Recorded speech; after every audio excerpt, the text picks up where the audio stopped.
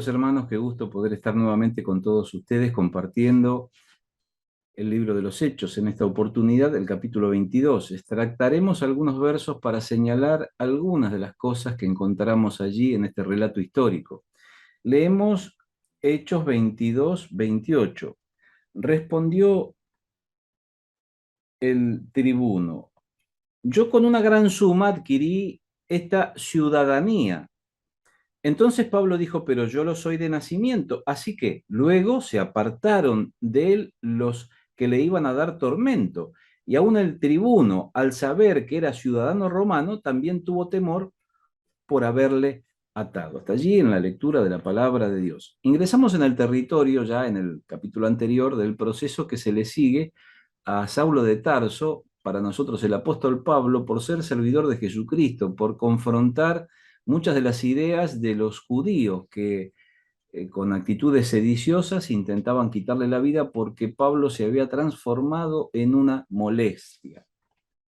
El peor de los enemigos de la iglesia llegó a ser uno de los mejores servidores de Cristo.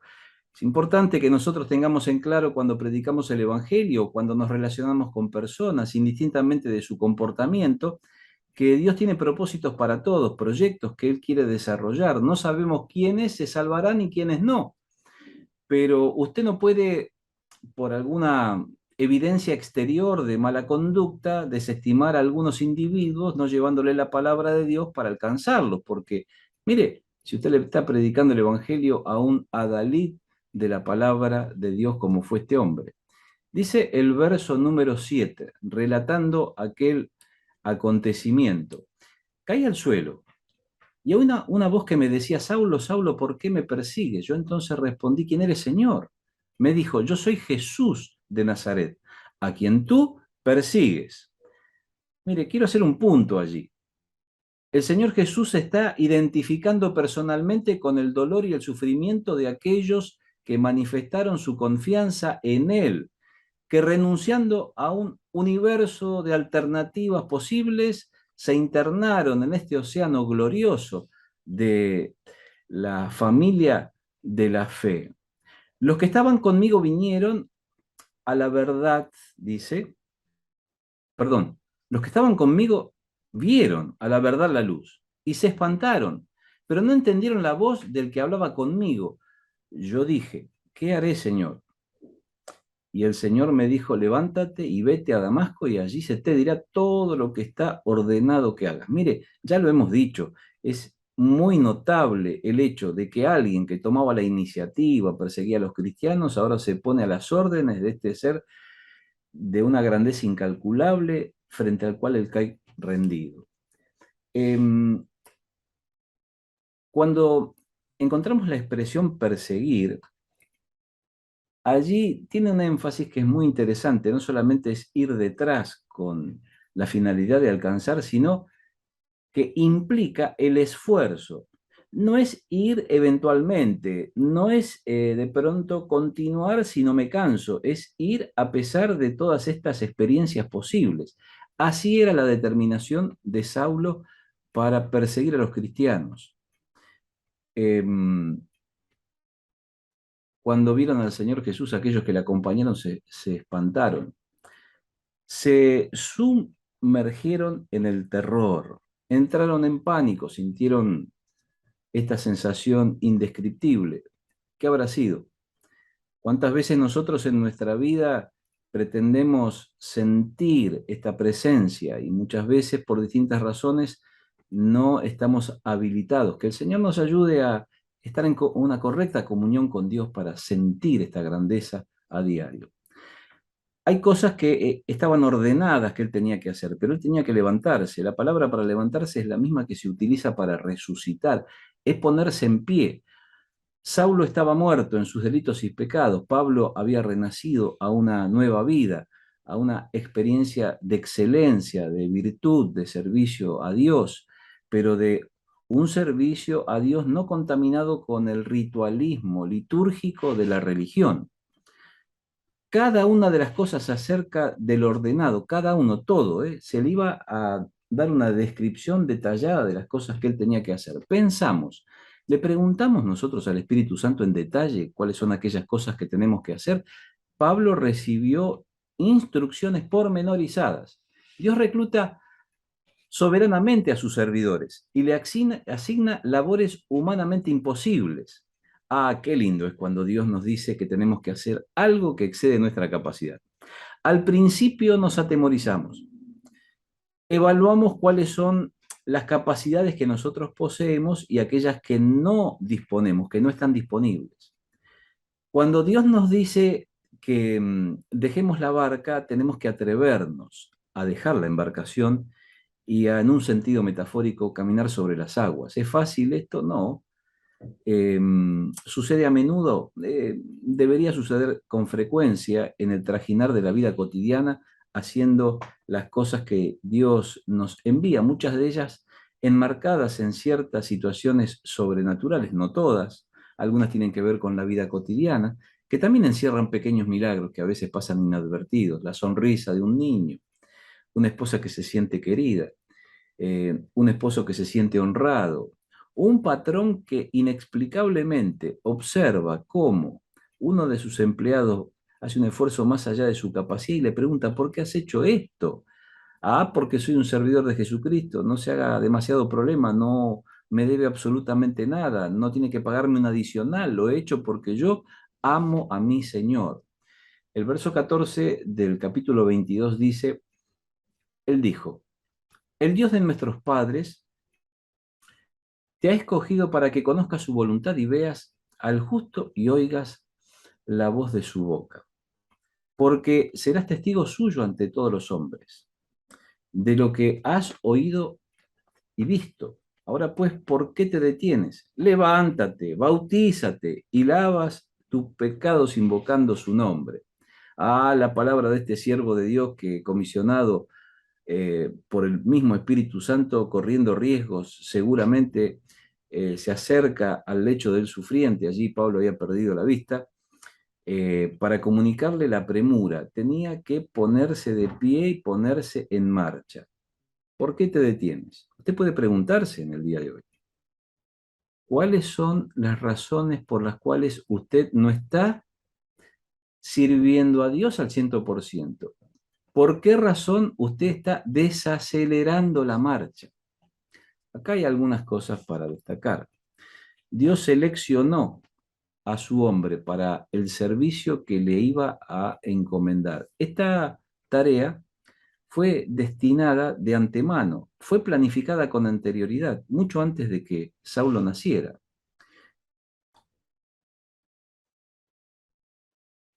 Tenemos que nosotros llegar a comprender, a entender qué quiere Dios de nosotros.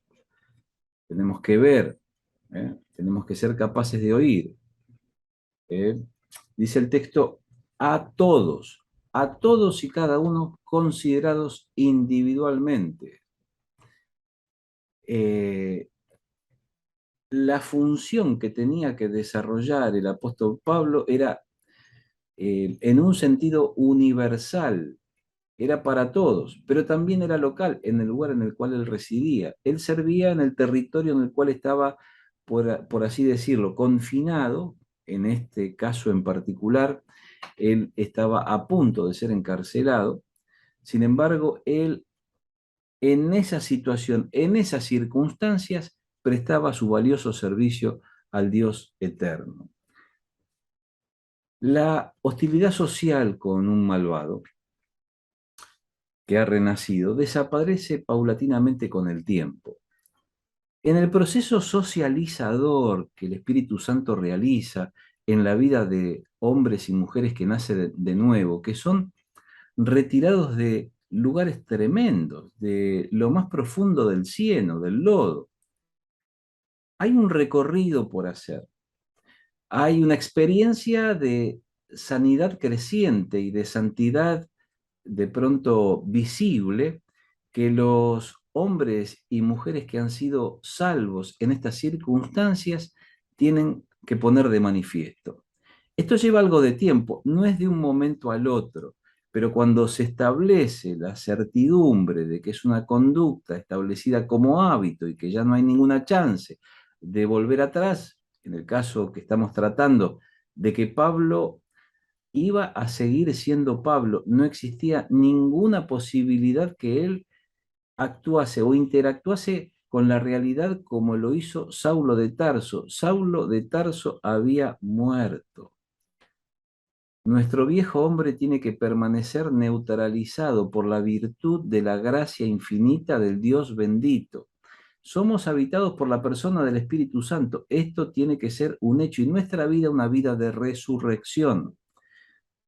Tenemos que andar en novedad de vida, como cantamos luego de que se sumergen los hermanos en el bautismo, en ese hermoso himno que nosotros repetimos. Yo dije, Señor, ellos saben que yo encarcelaba y azotaba en todas las sinagogas a los que creían en ti. Y cuando se derramaba la sangre de Esteban, tu testigo, yo mismo también estaba presente y consentía en su muerte y guardaba las ropas de los que lo mataban. Pero me dijo, ve porque yo te enviaré lejos a los gentiles. Ah, mire, si usted quisiera decirlo en nuestro argentino autóctono, podríamos decir una expresión como la siguiente. Vaya, ponete en marcha, cero, ya está, ya, esto lo sabemos. Yo te estoy mandando, yo tengo autoridad para hacerlo. Yo puedo hacer los cambios que tú necesitas, puedo proveerte todo aquello que te falta para que puedas realizar aquello que forma parte de mi plan. Ve a realizar mi plan, ve a consumar aquello por lo cual he permitido el sufrimiento de tantos. Cuando nos ponemos a pensar en el sufrimiento de tantas personas con las cuales interactuamos en nuestra vida pasada, nos sentimos avergonzados. Sin embargo, Dios nos lanza a prestarle un servicio a Él. Y lo hacemos en santidad, y lo hacemos con honestidad, y lo hacemos con integridad. A veces vienen imágenes pasadas que tenemos que desechar, porque los pecados pasados Dios los arrojó a lo profundo del mar. Y el acusador, Satanás, ya está vencido, así que bueno, no le prestemos atención a estas cosas. Si el pensamiento viene porque nos quedó alguna deuda, si tenemos que reparar algo de aquello que es posible reparar, embarquémonos en esa labor. El texto que leímos nos dice que Pablo y sus colaboradores azotaban a los cristianos, los golpeaban. A veces les daban golpizas de puños, a veces eran con látigos o varas. No era sencillamente un maltrato verbal o psicológico, era un maltrato físico que en alguna oportunidad tal vez terminaba con la vida física de algunos. Cuando Esteban, el primer mártir de la cristiandad, se acuerda, uno de los diáconos de la iglesia en Jerusalén, Hechos de los Apóstoles, capítulo 5, 7, 6, 7 en adelante, dice que él consentía, él estaba de acuerdo. Mire, la religiosidad en la que estaba involucrado Pablo pone en relieve que la religión fanática siempre nos ciega y nos torna en consentidores de excesos. No podemos ser consentidores de excesos. Tenemos, para terminar, algunas cosas que sería muy bueno que las recordemos como principios. Me han hecho mucho bien a mí, por eso me atrevo a compartirlo con usted. A una multitud enardecida se la puede calmar, pero no convencer. Aquellos estudiosos de los fenómenos sociales saben muy bien que el hombre masa es arrastrado por la multitud y hace cosas inexplicables e incluso imprevistas para él. Nunca imaginó que iba a terminar haciendo lo que finalmente hizo. Ahora, la intervención divina aplaca incluso a multitudes indescriptibles, enardecidas en contra de aquellos que son sus escogidos. Pero me dijo, dice el verso 21, ve porque yo te enviaré lejos a los gentiles. Y le oyeron hasta esta palabra. Mire, la elocuencia y el argumento de Pablo en su defensa sirvió para mantener a la multitud quieta hasta este punto, cuando él mencionó que se iba a ocupar de los gentiles, el maestro de Israel, este hombre que fue instruido a los pies de Gamaliel, este que había sido su paladín, ahora estaba afrentosamente diciéndoles que les iba a llevar el mensaje de Dios a las personas. Tremenda ofensa para ellos. Entonces alzaron la voz diciendo: quita de la tierra a tal hombre porque no conviene que viva. ¿A cuántos de nuestros hermanos los han calificado de la misma forma, como individuos que no merecen vivir? Muchos de ellos han entregado voluntariamente su vida y se han transformado en mártires de la cristiandad. Han honrosamente terminado su carrera con gloria. Muchos de nosotros no hemos atravesado esa experiencia. En segundo lugar, estar conforme a derecho a veces permite nuestros proyectos. Es decir, la ciudadanía del apóstol Pablo le sirvió a él o fue funcional al propósito que Dios tenía de que llegase a Roma para predicar en aquella ciudad y que la verdad llegase nada menos que a la corte a través de distintos servidores. Así que dice el verso 28, respondió el tribuno: yo con una gran suma adquirí esta ciudadanía. Entonces Pablo dijo: pero yo lo soy de nacimiento, no tuve que hacer ningún esfuerzo, eso formó parte de la responsabilidad de mis progenitores. Así que luego se apartaron de lo que le iban a dar tormento, y aún el tribuno, al saber que era ciudadano romano, tuvo también temor por haberle atado.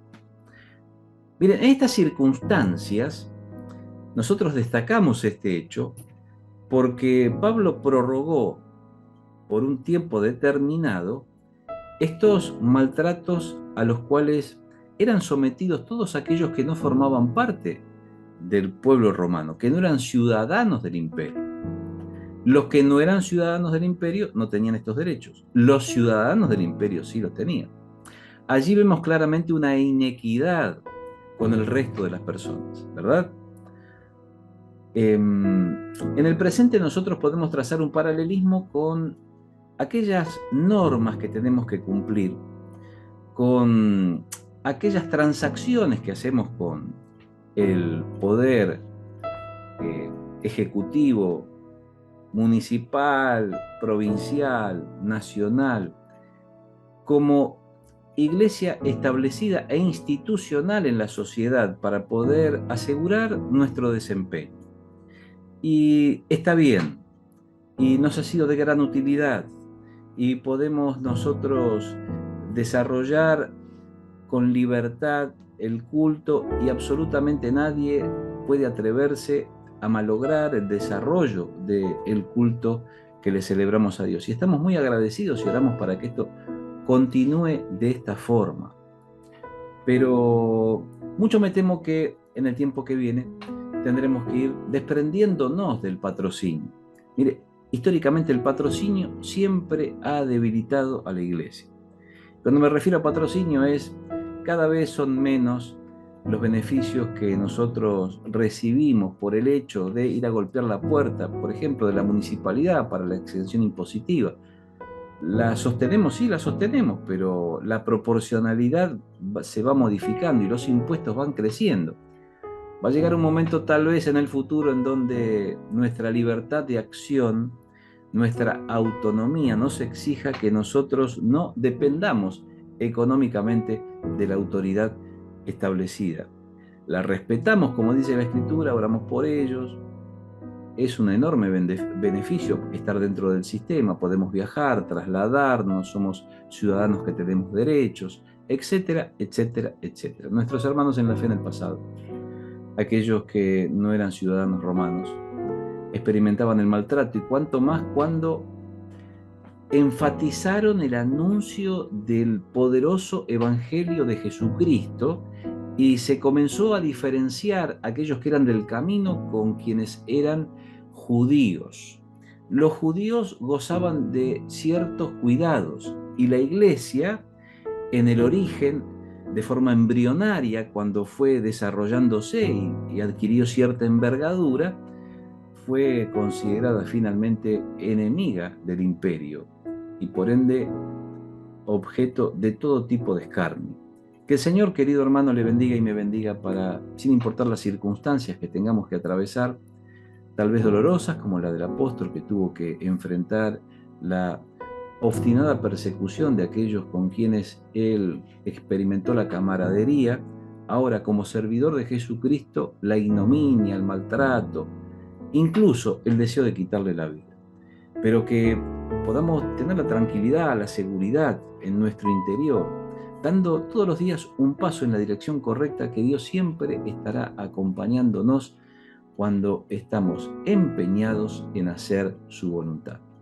Que Dios bendiga su palabra, querido hermano, que usted pueda transitar esta semana haciendo la voluntad de Dios, obteniendo logros preciosos para su honra y para su gloria. Que pueda ser así para la gloria y honra del Dios bendito.